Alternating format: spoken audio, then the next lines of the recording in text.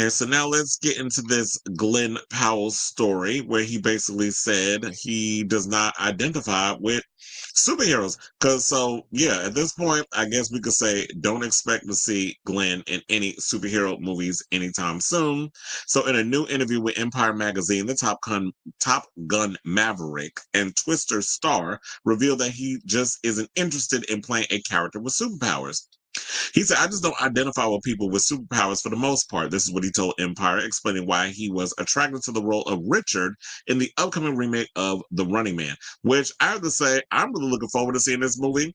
They've played that as one of the coming attractions to before Fantastic Four comes around. Also, the new Tron Ares trailer looks really good too, because man, they showed that on the big screen too. So seeing that on the big screen and how it all pops and the lighting and the music from Nine Inch Nails, I'm loving it.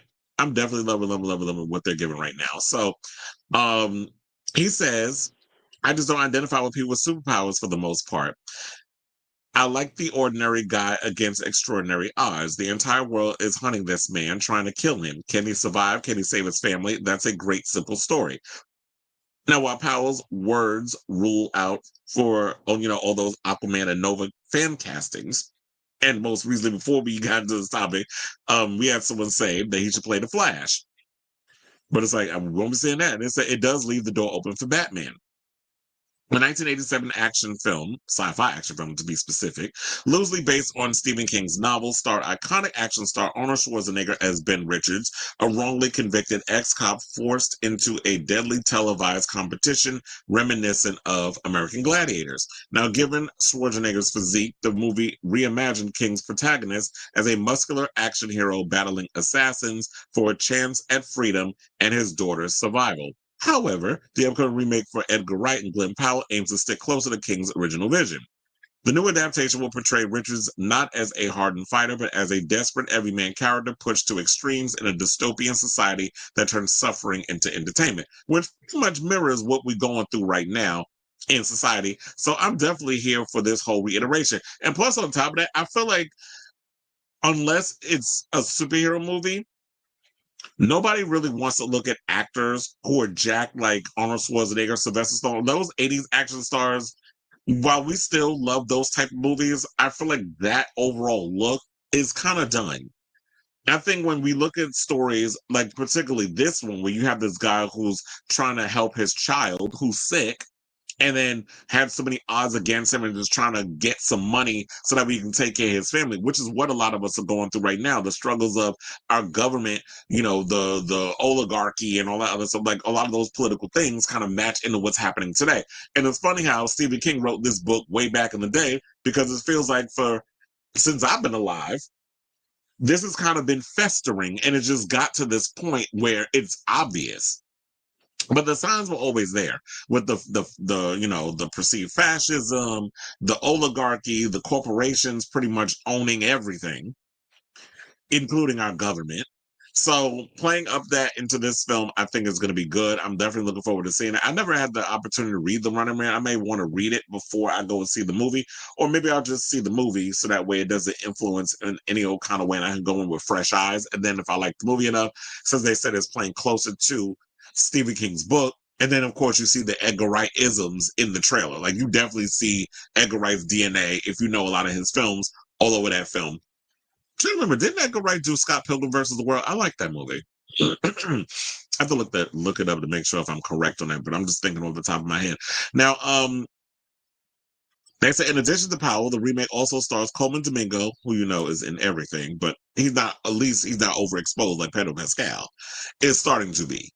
Michael Cera from Scott Pilgrim versus the World, speaking of which, Josh Brolin, Emilia Jones, Lee Pace, William H. Macy, and Katie O'Brien. Oh, that's why I was like, why that girl looked familiar. The one that was in the cowboy outfit, and then she kind of dives and falls, I think, on top of the blackjack table or something or another. Katie O'Brien. I was like, I remember. I don't know why. I was like, I've seen that girl before. She was in Love Lies Bleeding. She also had a small part in the new what was it? The Final Reckoning, the Mission Impossible movie. She was in that.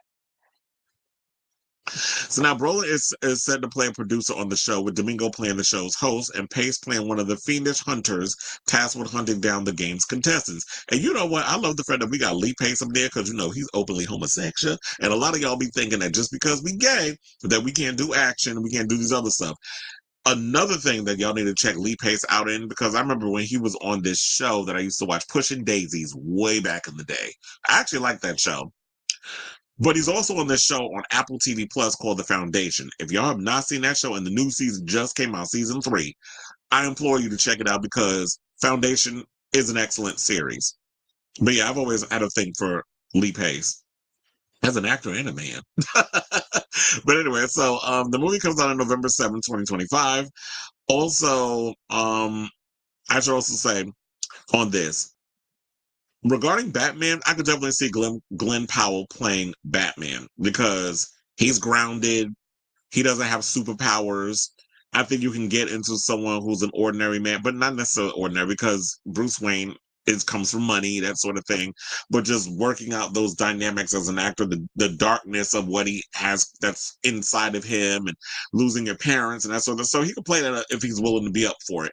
But he also fights crime with wits and gadgets. Like, he's a detective in a lot of ways, where he solves like crimes, and he's a smart guy and that sort of thing. And also, I should point out, fun fact, in case y'all didn't know this, Glen Powell is actually in The Dark Knight Rises, so he has a connection to the Batman world, where he didn't have like I don't know if he had a line, but he plays the Wall Street trader who gets his head smashed in by Bane in the scene when they're inside the what is it, the Wall Street building or whatever you call it, because they shot that in Wall Street.